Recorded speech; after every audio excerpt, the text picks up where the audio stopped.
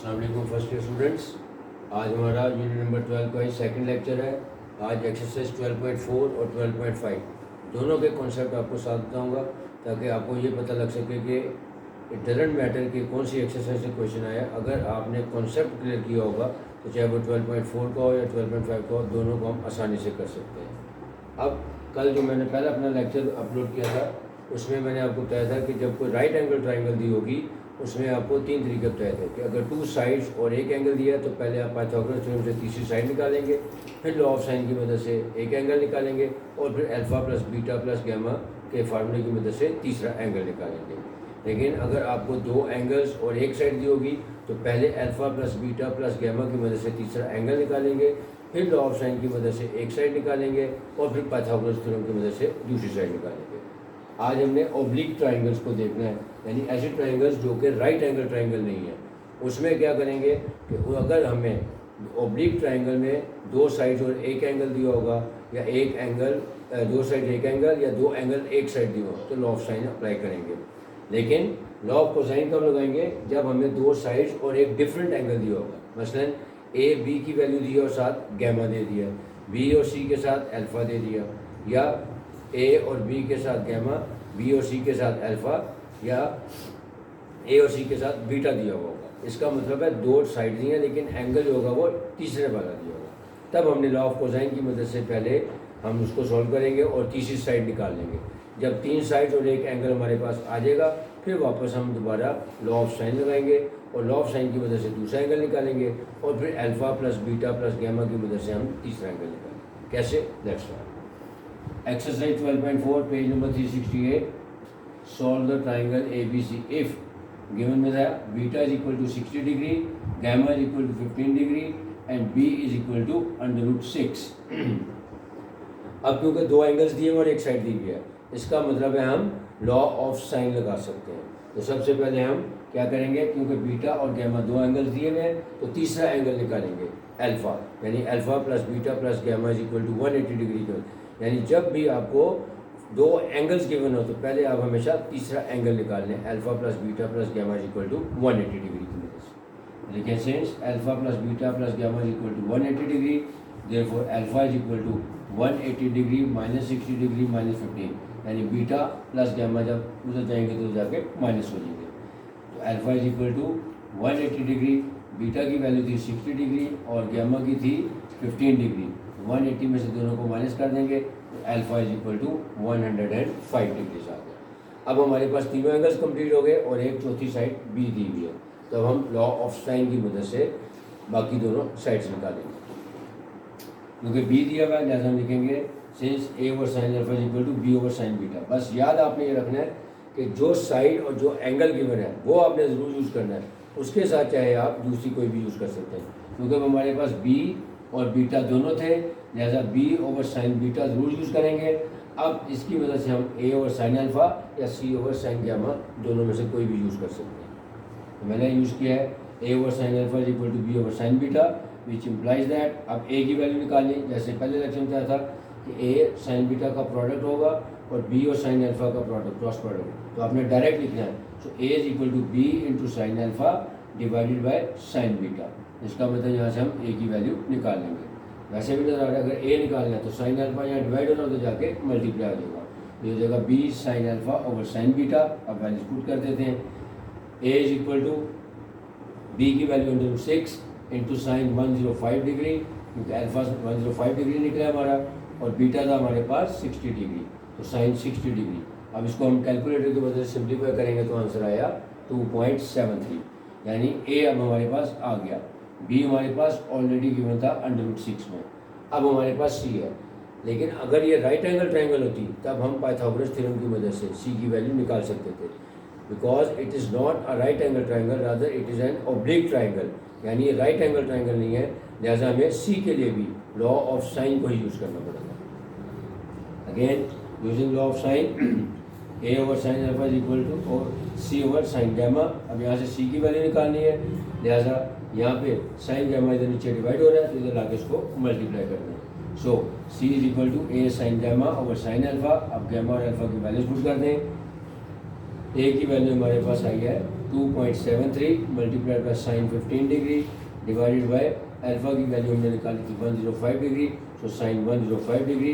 Calculator की मदद से वैल्यूज निकालें और आंसर आ जाएगा सी इज इक्वल टू 0.73। यानी आपने देखा कि कितना आसान है अगर आपका कॉन्सेप्ट क्लियर है।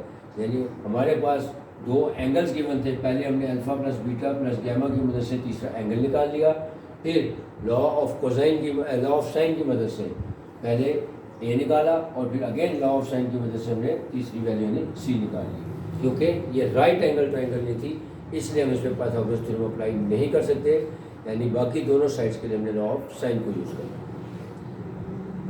इसी एक्सरसाइज का एक और क्वेश्चन कर लेते हैं। Question number 5, a is equal to 53, beta is equal to 88 degree 36 minutes and gamma is equal to 31 degrees 54 minutes.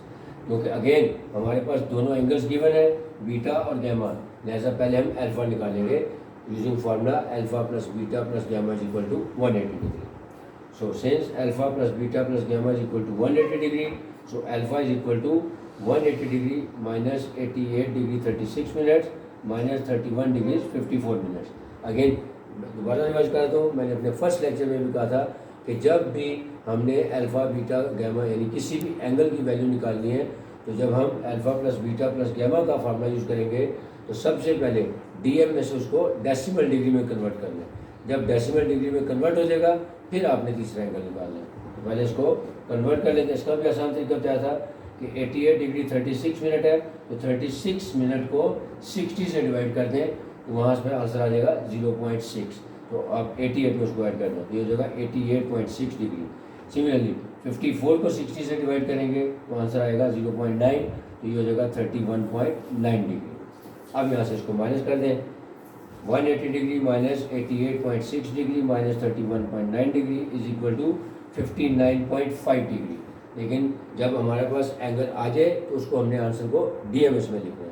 तो कैलकुलेटर की मदद से ही 59.5 डिग्री को डिग्री का साइन दबाएंगे तो आंसर आ जाएगा आपका 59 डिग्री एंड 30 मिनट्स। अब हमारे पास अल्फा बीटा गैमा तीनों कलेक्ट हो गए। अब हम लॉ ऑफ साइन की तरफ जाएंगे और जो एंगल हमारे पास है और जो साइड दी है यानी ए दी हुई है तो ए ओवर साइन अल्फा ज़रूर यूज़ करेंगे और दूसरी तरफ आप चाहे b over sine beta use कर लें या सी ओवर साइन गैमा। मैंने a over sine alpha is equal to b over sine beta यानी पहले बीटा को निकालना, b over sine beta which implies that अब क्योंकि बी की वैल्यू निकालनी है क्योंकि साइन बीटा यहाँ पे डिवाइड हो रहा है, इसको इधर जब लेके जाएंगे तो ये क्रॉस प्रोडक्ट के जरिए मल्टीप्लाई होगा। ये हो जाएगा b is equal to a sine beta over sine alpha. अब वैल्यू पुट कर देते हैं, b is equal to a की वैल्यू आ गई 53 multiplied by sine 88.6 degree. Again जब हमने कैलकुलेटर से वैल्यू लेनी है तो आपने उसको दोबारा डेसिमल में यानी एडिशन सब्ट्रैक्शन और मल्टीप्लिकेशन यानी जब भी आपने वैल्यूज निकालनी है तो आपने जो एंगल है डीएमएस की बजाय उसकी डेसिमल डिग्री वाली वैल्यू यूज़ करनी है। इससे मैंने बताया था कि आपकी एक्यूरेसी ऑफ क्वेश्चन 100% बन जाती है। अगर आप डीएमएस में निकालेंगे तो फिर आपका कैलकुलेटर से और जो आपके बुक के आंसर्स होंगे वो टैली नहीं करेंगे, जिसकी वजह से आपके मार्क्स डिडक्ट हो सकते हैं। इसी तरह नीचे लिखेंगे साइन 59.5 डिग्रीज 59.5 डिग्रीज यानी डेसिमल डिग्री वाली वैल्यू यूज़ करें। आप कैलकुलेटर से वैल्यू निकालेंगे तो बी की वैल्यू आ जाएगी 61.49। अब बी आ गया। अब हम अगेन लॉ ऑफ साइन की वजह से सी की वैल्यू निकाल लेंगे।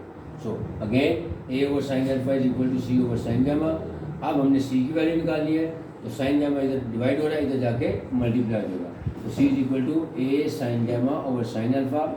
अगेन जो हमने डेसिमल वाली वैल्यूज़ है डेसिमल डिग्रीज वाली वैल्यूज़ वो यूज़ करनी है। So c is equal to a की वैल्यू आ गई 53 साइन गैमा की जगह आ गया 31.9 degree divided by sign 59.5 degree क्योंकि अल्फा की वैल्यू डेसिमल डिग्री में 59.5 डिग्री है। अब आप कैलकुलेटर से आंसर निकालेंगे तो सी की वैल्यू आ जाएगी 32.5। तो तकरीबन वैसे ही क्वेश्चन था कि दो एंगल्स और एक साइड गिवन थी तो दोनों एंगल्स की मदद से पहले तीसरा एंगल निकाल लिया a alpha plus beta plus gamma की मदद से। लेकिन फ़र्क क्या था कि उसको डीएमएस की बजाय पहले डिग्री मिनट्स और सेकंड्स की बजाय उसको डेसिमल डिग्री में कन्वर्ट करें और फिर प्लस या माइनस करें।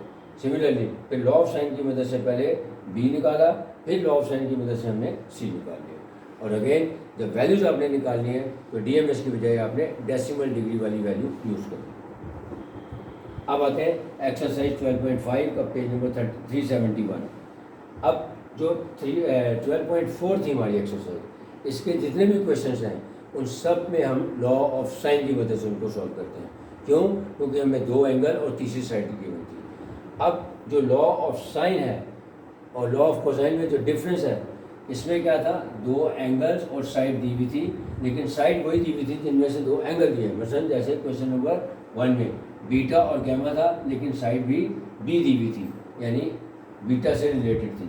सिमिलरली इसमें ए बीटा और गैमा दिया हुआ था, लेकिन जो साइड थी वो डिफरेंट थी, यानी दो एंगल्स दिए हुए थे और एक साइड दी हुई थी।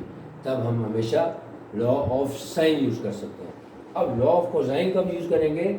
जब हमें दो साइड्स दी होंगी लेकिन एंगल डिफरेंट दिया होगा, यानी ए और बी दिया हुआ है तो एंगल गैमा का दिया होगा, साइड बी और सी दी होगी तो एंगल अल्फा का दिया होगा, और साइड सी और ए दी होगी तो एंगल बीटा का दिया होगा।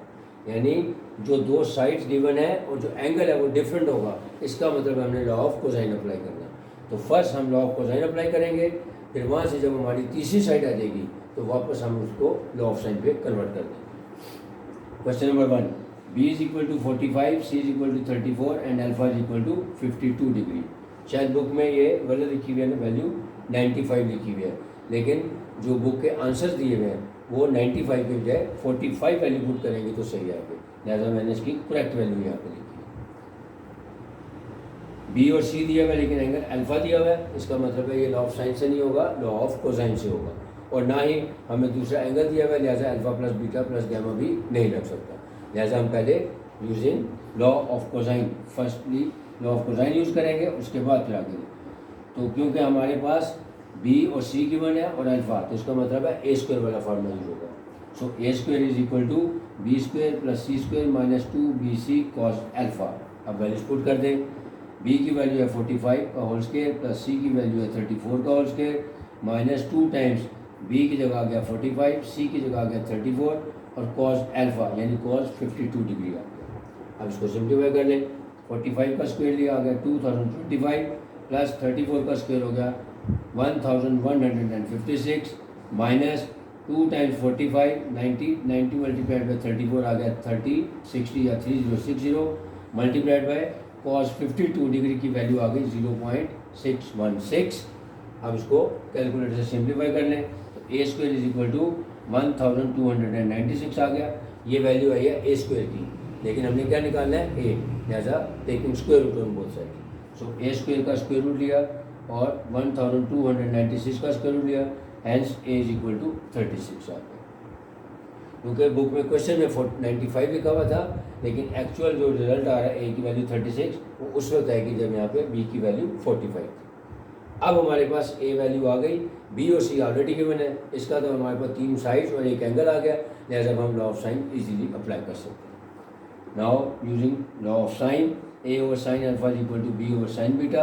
अब हमने वैल्यू किसकी निकालनी है? एंगल निकालना है, साइन बीटा। इसका मतलब है इसको यहाँ से क्रॉस प्रोडक्ट करें, ए इंटू साइन बीटा हो जाएगा और b into sine alpha. So sine beta is equal to b into sine alpha divided by a आ गया। अब वैल्यूज पुट कर दें, sine beta is equal to b की वैल्यू है 45, साइन अल्फा, अल्फा की वैल्यू थी हमारे पास 52, तो sine 52 degree divided by a, और ए की वैल्यू हमने कैलकुलेट की है वो आ गई 36। कैलकुलेटर से आंसर निकाला तो sine beta is equal to 0.985, लेकिन ये साइन बीटा की वैल्यू हमने बीटा निकालना है, तो अब हम क्या करेंगे, इसका साइन इन्वर्स ले लेंगे। So beta is equal to sine inverse 0.985 which implies that beta is equal to 80.07 degree. ये डिग्री आ गई डेसिमल में। किसने लिखी है डेसिमल में? क्योंकि जब हमने alpha plus beta plus gamma निकालना है तो वहाँ पे हमें डेसिमल डिग्री वाली वैल्यू चाहिए, लिहाजा इसको पहले beta is equal to 80.07 degree लिखेंगे। अब कैलकुलेटर की मदद से आप इसको बीटा को डिग्रीज मिनट्स और सेकंड में कन्वर्ट कर लें। So beta is equal to 80 degree and 4 minutes. अब हमारे पास देखें बी और सी पहले गिवन था, ए हमने कैलकुलेट कर लिया, लॉ ऑफ साइन की मदद से हमने बीटा की वैल्यू निकाली, अल्फा ऑलरेडी गिवन था। अब हम वही फार्मूला यूज़ करेंगे alpha plus beta plus gamma is equal to 180 degree.